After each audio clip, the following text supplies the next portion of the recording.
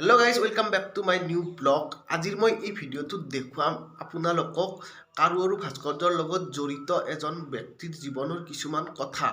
So তেখেতে কিমান বছৰৰ পৰা জড়িত, তেখেতে কামবিলাক কেনেকৈ চলাই লৈ গৈ আছে, সকলোবোৰ দেখুৱাম আজিৰ এই ভিডিঅ'টো সম্পূৰ্ণকৈ চাব। লগতে আমাৰ নলবাৰীৰ যিটো ৰাস মহোৎসৱ হয় হৰি মন্দিৰৰ তেখেতে যিখন মেইন আসন, সেই মেইন আসনখনৰ অৰ্ডাৰ পাইছে, যে ঘৰতে বনাই আছে তেখেতে। সো আজি মই সম্পূৰ্ণকৈ দেখুৱাম কেনেকৈ বনাই কি কৰে, সকলোবোৰ দেখুৱাম আজিৰ ভিডিঅ'টোত। তো মই দেখাই আছোঁ, চাই থাকিব আপোনালোকে। তো বলক ফাৰ্ষ্ট টাইম তেখেতৰ ঘৰত যাওঁ, তাৰপিছত মই দেখাম। তো বলক গাইছে এতিয়া যাওঁ তেখেতৰ ঘৰত। আপোনালোকক মই যিজন ব্যক্তিৰ কথা ক'লোঁ কাৰু আৰু ভাস্কৰ্যৰ লগত জড়িত, তেখেতৰ ঘৰত আহি মই পালোঁ।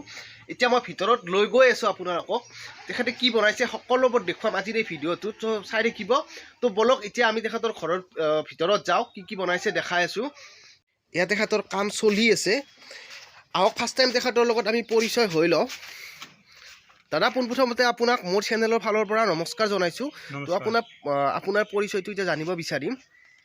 মোৰ নাম ৰবীন্দ্ৰ মেধি, গাঁও হাপুৰ, ডাকঘৰ নামকাবিৰা, থানা আৰু জিলা নলবাৰী। ধন্যবাদ। এতিয়া মই আপোনাৰ লগত অলপ কথা পাতিম, বহি লওঁ অলপ। আহক এতিয়া তেখেতৰ লগত অলপ কথা পাতোঁ, তেখেতৰ কৰ্মক্ষেত্ৰক লৈ। তেখেতে বহিব দিলে, মোৰ কাষত তেখেতো বহি আছে, তেখেতো বহি আছে। চ' এতিয়া সুধোঁ তেখেতক ফাৰ্ষ্ট কুৱেশ্যন। তো আপুনি কিমান বছৰৰ পৰা এই কামটোৰ লগত জড়িত হৈ আছে? মই বৰ্তমান 22 বছৰ পাৰ হ'ল। 2001 চনৰ পৰা এই কামটো কৰিছোঁ। 22 বছৰৰ পৰা জড়িত হৈ আছে। অকল আসনৰ কামখিনি কৰিছোঁ, তাৰ আগৰ পৰা মই মিস্ত্ৰী কামখিনি কৰিছিলোঁ। মিস্ত্ৰী কাম কেনেধৰণৰ মিস্ত্ৰী কাম কৰিছিল আপুনি? মেইনলি ডিজাইনৰে চেষ্টা কৰিছিলোঁ আৰু ফাৰ্নিচাৰৰ কাম কৰিছিলোঁ। তাৰপিছত 2001 চনৰ পৰা মই এই গুৰু আসনৰ কাম কৰিছোঁ। 2001 চনৰ পৰা গুৰু আসনৰ কাম কৰিছে। এতিয়ালৈকে কিমানখন আসন আপুনি বনালে তৈয়াৰ কৰিলে? এইখন আসনৰ ক্ৰমিক সংখ্যা 272। 272খন বনালে এতিয়ালৈকে। চাওক, 272খন বনালে এতিয়ালৈকে তেখেতে। এই যে আপুনি কাঠৰ কামবিলাক কৰি আছে, কাঠৰ কামৰ দ্বাৰা আপুনি ফেমিলিক ধুনীয়াকৈ চলাই লৈ যাব পাৰিছে নে ফেমিলিটো চলোৱাত আপোনাৰ অসুবিধা হৈছে? এই কামটোৰ জৰিয়তে চলি থাকিব পাৰি, কিন্তু বহুত কিবা কৰিব পাৰি বুলি ভাবিব নোৱাৰি। কিবা চৰকাৰৰ পৰা সুবিধা পাইছে না এতিয়ালৈকে? চৰকাৰৰ পৰা মই মুখ্যমন্ত্ৰী সৰ্বানন্দ সোণোৱাল ডাঙৰীয়াৰ কাৰ্যকালত মই এটা এককালীন সাহায্য পাইছিলোঁ। শিল্পী সম্বৰ্ধনা মাতিছিল আৰু তাত 50,000 টকা দিছিল, চাৰ্টিফিকেটখন দিছিল। আপোনাৰ পৰিয়ালৰ কথা ক'লে, যি আপোনাৰ পৰিয়ালটোৱে মানে ধুনীয়াকৈ চলি যাব পাৰি, লগতে আপোনাৰ লগত আৰু বহুতকেইটা কৰ্মচাৰী আছে। এতিয়ালৈকে আপোনাৰ তাত কিমানজন কৰ্মচাৰী আছে? তেখেতৰ পৰিয়ালটো আপোনাৰ কৰ্মৰ দ্বাৰাই পোহপাল যাই আছে। তো এতিয়া আপোনাৰ লগত কিমানজন কৰ্মচাৰী আছে?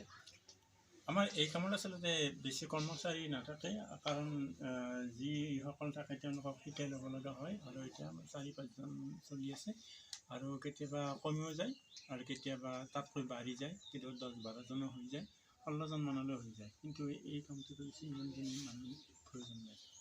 এতিয়া পাৰ্মানেণ্টলি আপোনাৰ তাত কিমানজন আছে কৰ্মচাৰী? পাৰ্মানেণ্টলি মাত্ৰ এজন আছে, আৰু যেতিয়া আমাক লগা হয় তেতিয়া মই আনো।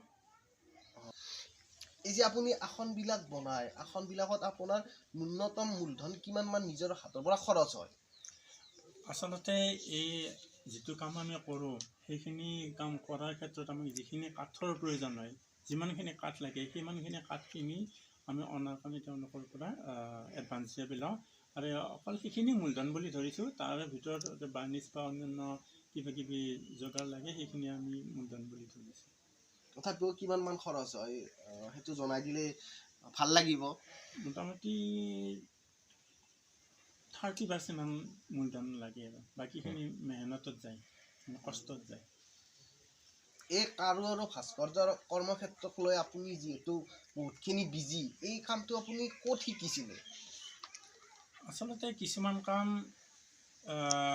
শিকিব পাৰি, কিন্তু সকলো কাম শিকিব নোৱাৰি। কিছুমান আচলতে মনৰ পৰা আহিব লাগে, আৰু চিত্ৰ ভাস্কৰ্যৰ ক্ষেত্ৰত আচলতে নিজৰ মনৰ পৰা অহাটোৱেই স্বাভাৱিক।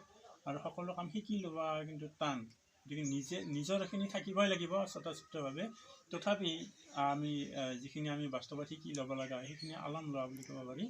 সেইটো হ'ল কি মই বিভিন্ন গুৰু আসন মানে বিভিন্ন নামঘৰত দেখিছিলোঁ, সেইমতে কামখিনি আগবাঢ়িছিলোঁ। আৰু যিখন প্ৰথম আসন, সেই প্ৰথম আসনখন বনোৱাৰ ক্ষেত্ৰত যথেষ্ট অসুবিধাৰ সৃষ্টি হৈছিল আৰু কিবাকৈ কৰিলোঁ আৰু।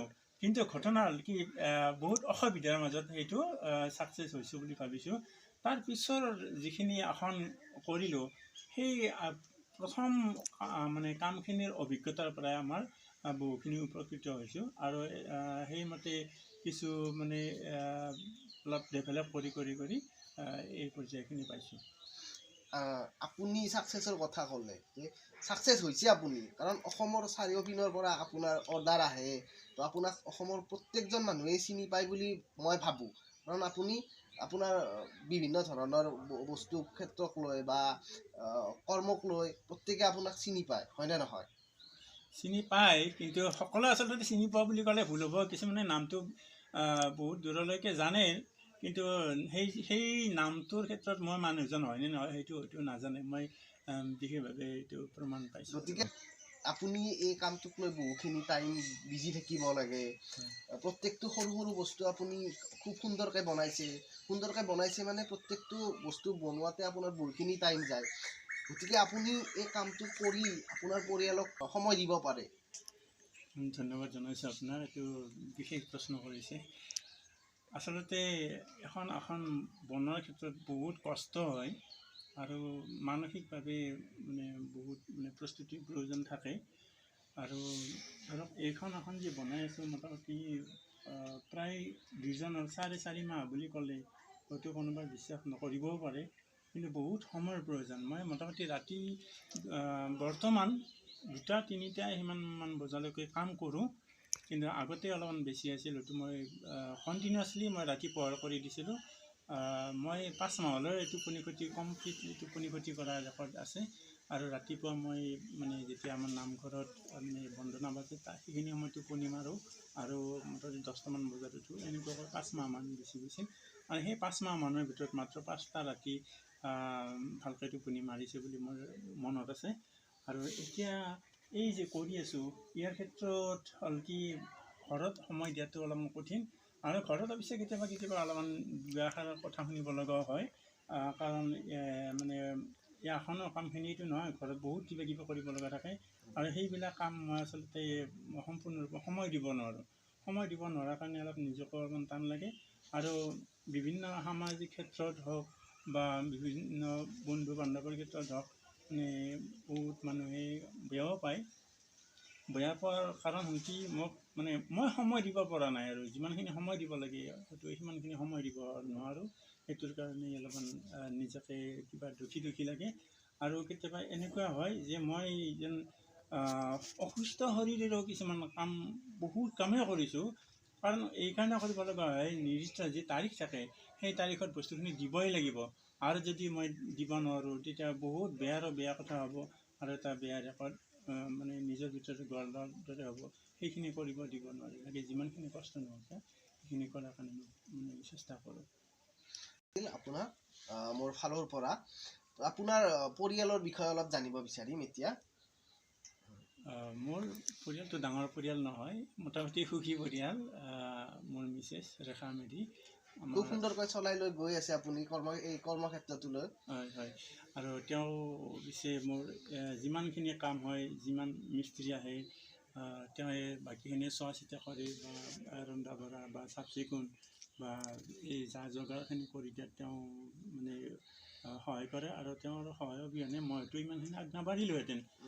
আনফালে আমাৰ বাবু 2জন আছে। ডাঙৰ ল'ৰাজন লেবৰেটৰী পঢ়ি আছে, লেবৰেটৰী টেকনিচিয়ান। আৰু সৰু ল'ৰাজন আছেই আমাৰ ইয়াতে, আমাৰ এই বাবুটো আছে। সৰু বাবু কোন ক্লাছ পাইছে এতিয়া? তেওঁ 3য় শ্ৰেণী পাইছে। 3য় শ্ৰেণী পাইছে। কিন্তু মোৰ তেওঁলোককো প্ৰথমজনক কিছু গঢ় দিয়াৰ কাৰণে কিছু সময় এটা দিব পাৰিছিলোঁ। এওঁক মই এতিয়া দিবই পৰা নাই। এতিয়া নিজকে কিবা যেন মানে অসফল পিতৃ যেন লাগে। এতিয়া আপুনি কাৰু আৰু ভাস্কৰ্যৰ বাহিৰে কিবা বেলেগ কামৰ লগত জড়িত হৈ আছে নেকি? সেইটো কথা জানিব বিচাৰোঁ আপোনাৰ পৰা। আচলতে মই সকলো মানুহে সামাজিক প্ৰাণী, গতিকে সমাজৰ লগত মানে লাগি আছোঁ।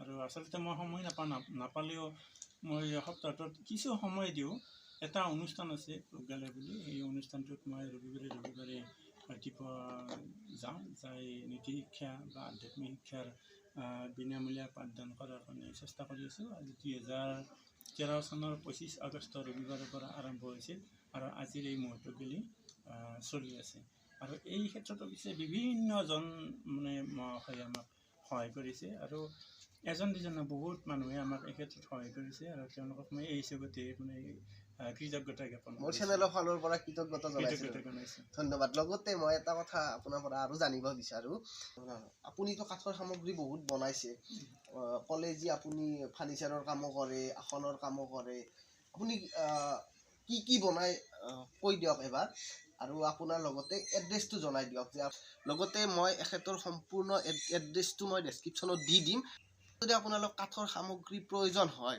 এখেতৰ লগত কণ্টেক্ট কৰিব পাৰিব এখেতৰ এতিয়া এড্ৰেছটো দি আছে এড্ৰেছটো আপোনালোকে শুনি লওক মোৰ নাম ৰবীন্দ্ৰ মেধি আৰু গাঁও পূব নলবাৰী হাপুৰ আৰু আচলতে পূব নলবাৰী হাপুৰ নহয় পূব নলবাৰী অঞ্চলত থকা হাপুৰ গাঁওখন কাৰণ হাপুৰ অসমত কেইবাখনো আছে সেইকাৰণে পূব নলবাৰী নামটো কৈছোঁ ডাকঘৰ নামকাবিলা জিলা নলবাৰী আৰু মোৰ ফোন নম্বৰ 7577841936 আৰু এই যিখিনি কাম কৰিছোঁ আচলতে কি কৰিছোঁ মোৰো মনত নাই মানে জীৱনটো শিকাৰ ইচ্ছা আছে আৰু এইটো গোটেই সৰু কথা বুলি নাভাবোঁ মই শিকাৰ ইচ্ছা আছে আৰু সেইকাৰণে শিকাৰ স্বাৰ্থত বিভিন্ন ধৰণৰ মই ডিজাইনৰ কাম কৰোঁ যি ডিজাইন মনত আহে যি ডিজাইনৰ প্ৰয়োজন হয় আৰু সেইমতে কামখিনি কৰাৰ কাৰণে আহক এতিয়া এখেতে কি কাঠৰ সামগ্ৰী বনাইছে মই দেখাই আছোঁ এতিয়া মই এইখন গুৰুৱাখনৰ বিষয়ে জানিব বিচাৰিম এইখন ক'ৰ পৰা আহিছে অৰ্ডাৰ আপোনাৰ এইখন আহিছে নলবাৰী হৰি মন্দিৰ নতুনকৈ যিটো নিৰ্মাণ কৰিছে সেই হৰি মন্দিৰৰ নামঘৰ যিটো কৰি আছে নতুনকৈ গুৰুৱাখনৰ আৰ্হিত আৰু সেই নামঘৰত এইখন মেইন আমাৰ হৰি মন্দিৰৰ আসন বনাই আছে এখেতে তো এইখনৰ দৈৰ্ঘ্য কিমান প্ৰস্থ কিমান আৰু হাইটটো কিমান আছে জনাই দিব এইখনৰ ওখ বৰ্তমানলৈ জোখা নাই যদিও 10 ফুটৰ কম নহয় আৰু প্ৰায় 8 ফুট 9 ইঞ্চি হ'ব বহলটো এতিয়া আহক আপোনালোকে অলপ ওচৰৰ পৰা চাই লওক খুব সুন্দৰকৈ বনাইছে চাওক আপোনালোকে কি ধুনীয়া ডিজাইন দিছে চাওক এখন কি ধুনীয়া ডিজাইন দিছে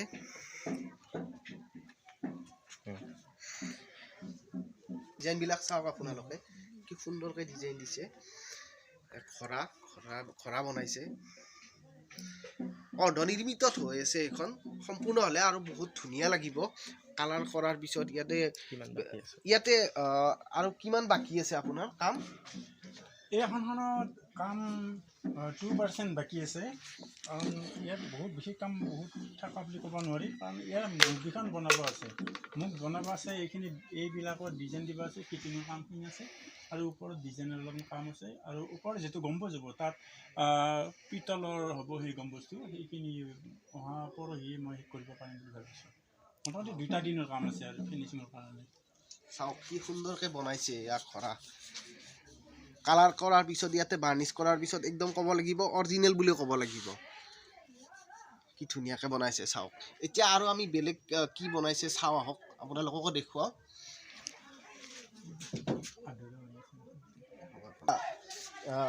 এইবিলাক বনাই আছে তেখেতে যেতিয়া তেখেতে কাম শিকি আছিলে তেতিয়াই তেখেতে এইটো বনাইছিলে খুব সুন্দৰকৈ বনাইছে খুব সুন্দৰ প্ৰতিভা আছে এখেতৰ ইয়াৰ চাওক আৰু বহুত কিবা কিবি বস্তু বনাইছে কাঠৰ টুপিও বনাইছে চাওক মই পিন্ধিম কাঠৰ টুপি একদম অৰিজিনেল টুপি চাওক আৰু কি বনাইছে চাওক এখেতে যিহেতু প্ৰণায়নৰ লগত জড়িত ইয়াত প্ৰণায়নৰো মূৰ্তি বনাইছে কাঠেৰে কাঠ কাটি বনাইছে চাওক প্ৰত্যেকটো বস্তু চাওক আপোনালোকে কাঠৰে আপেল বনাইছে শংখ বনাইছে এইটো অমিতা বনাইছে চাওক অমিতা ধন্যবাদ জনাইছোঁ আপোনাক কাঠৰে বহুত সামগ্ৰী দেখালে খুব সুন্দৰকৈ বনাইছে, তাৰ বাবে বহুত বহুত ধন্যবাদ জনাইছোঁ মোৰ চেনেলৰ ফালৰ পৰা আপোনাক। লগতে আপুনি কাঠৰ কামৰ লগত আৰু বেলেগ কলাৰ লগত জড়িত আছে নেকি আপুনি? মই মেইনলি ফাইবাৰ কাষ্টিঙৰ কাম কৰিছিলোঁ দিল্লীত, আৰু ওচৰে পাঁজৰে মই বিভিন্ন মঠ মন্দিৰত বা ৱালত বিভিন্ন জেগাত যাই শৰাই বা অন্যান্য মূৰ্তি বা চিনাৰী বা মানে মহাদেৱ বা মূৰ্তি, মুঠতে পকী কামৰ বিভিন্ন ডিজাইনৰ কামখিনি মই কৰি আছোঁ।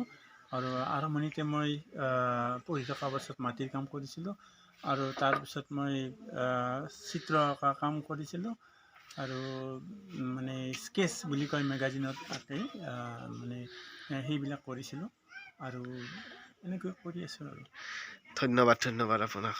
ভিডিঅ'টোত মই আপোনালোকক সকলোবোৰ দেখালোঁ। তেখেতে কাৰু আৰু ভাস্কৰ্যৰ লগত জড়িত যিখিনি সামগ্ৰী বনাইছে প্ৰত্যেকটো বস্তুৱে দেখালোঁ। চ' ভিডিঅ'টো চাই ভাল পালে নিশ্চয় like, comment, share and subscribe কৰিবলৈ নাপাহৰিব। লগতে এই ভিডিঅ'টো শ্বেয়াৰ কৰিব, যাতে তেখেতৰ বহুখিনি সহায় হয়। চ' বহুখিনি সময়ৰ পৰা তেখেতে এই কামটোৰ লগত জড়িত, তথাপিও তেখেতে 100% ছাকচেছ হ'ব পৰা নাই। চ' আপোনালোকৰ এটা লাইক, কমেণ্ট, শ্বেয়াৰে তেখেতৰ জীৱনটো বহুত ৰঙীন কৰিব পাৰে। এয়াই আছিল আজি ভিডিঅ'টো ইমানতে সমাপ্ত কৰিলোঁ। নেক্সট ভিডিঅ'ত লগ পাম। তো টাটা, বাই বাই।